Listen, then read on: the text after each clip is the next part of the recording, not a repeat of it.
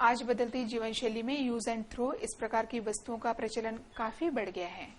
अपने दैनिक जीवन में अथवा सामाजिक कार्यक्रम, विवाह समारोह आदि में ऐसी वस्तुओं का उपयोग काफी बढ़ गया है और अक्सर यह वस्तुएं प्लास्टिक द्वारा निर्मित की जाती है। सामाजिक कार्यक्रम अथवा विवाह समारोह में चमचमाते प्लास्टिक युक्त पत्रावली तथा द्रोण, ग्लास, कटोरी आदि का बड़े प्रमाण में उपयोग किया जाता है और उपयोग के पश्चात शेष जूठन आदि के साथ यह पत्रावली आदि वस्तुएं फेंक दी जाती है।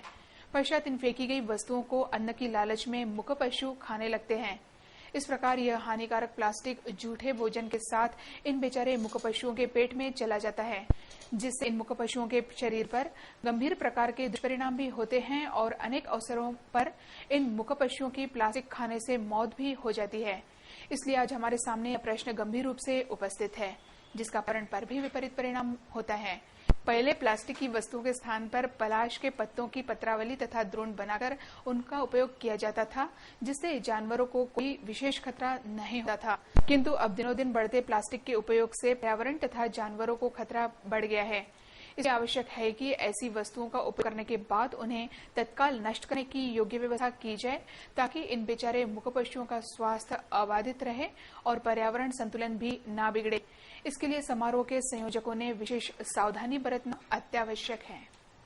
फल उत्पादक किसानों के लिए शासन द्वारा केंद्र व राज्य शासन पुरस्कृत पथदर्शी हवामान आधारित फसल बीमा योजना चलाने का निर्णय लिया है।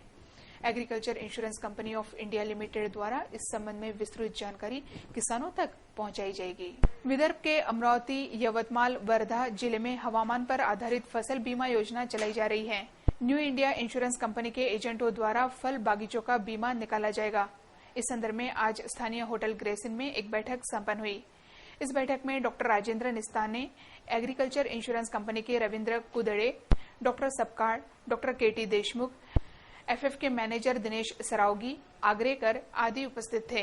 बैठक में पथदर्शी हवामान पर आधारित फसल बीमा के संबंध में न्यू इंडिया इंश्योरेंस कंपनी के बीमा प्रतिनिधियों को आवश्यक विस्तृत जानकारी दी गई। फसल बीमा योजना निकालने की मर्यादा 15 जून तक रखी गई है। इसलिए किसानों ने इस बीमा योजना का लाभ उठाने का अनुरोध डॉक्टर राजेंद्र निस्ताने ने किया है। एखादा शेतकरी असेल त्याच्याकडे 50 हेक्टर संत्रा आहे, पण सरकार जेव्हा देतं त्याचं काही नुकसान भरपाई त्यावेळेला फार तर त्याची लिमिट असतो की 2 हेक्टर शेतकरी असेल त्याला देऊ, 1 हेक्टरला देऊ, बाकीचे उरलेले जे आहेत त्याचं काय करायचं? तर त्याचे नॉर्म्स सगळ्यांसाठी देऊ शकत नाही सरकार। तर अशा शेतकऱ्यांना सुद्धा याचा फायदा व्हायला पाहिजे, कारण शेवटी नुकसान त्यांचं पण होतं। त्याला कुठल्याही प्रकारचे आपली सुद्धा इन्शुरन्स कंपनीची विमा योजना नाही आहे, यांच्याकडे पण नव्हती, पण त्यांनी अत्यंत महत्त्वाचे स्टॅटिस्टिक्स गोळा करून एक असं पूर्ण पंजाबराव कृषी विद्यापीठ, द्राक्ष बागायतदार संघाचे प्रतिनिधी, यांचे स्वतःचे मंडळी आणि कृषी विभागाचे तज्ञ अशा प्रकारची स्कीम डिव्हाइस केलेली आहे की ती शेतकऱ्यांना त्याचा लाभ मिळेल। रविंद्र कुदड़े ने बीमा प्रतिनिधियों को आवश्यक उपयोगी जानकारी दी।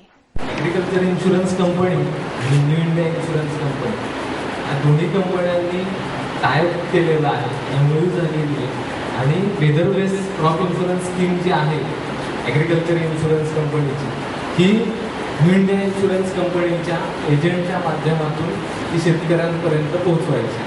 म्हणजे आतापर्यंत कोणतेही ॲग्रिकल्चर इन्शुरन्स कंपनीचे एजंट नाही आहेत, फक्त आता जे ऑथोराइज एजंट असतील ते फक्त न्यू इंडिया इन्शुरन्स कंपनीचेच असतील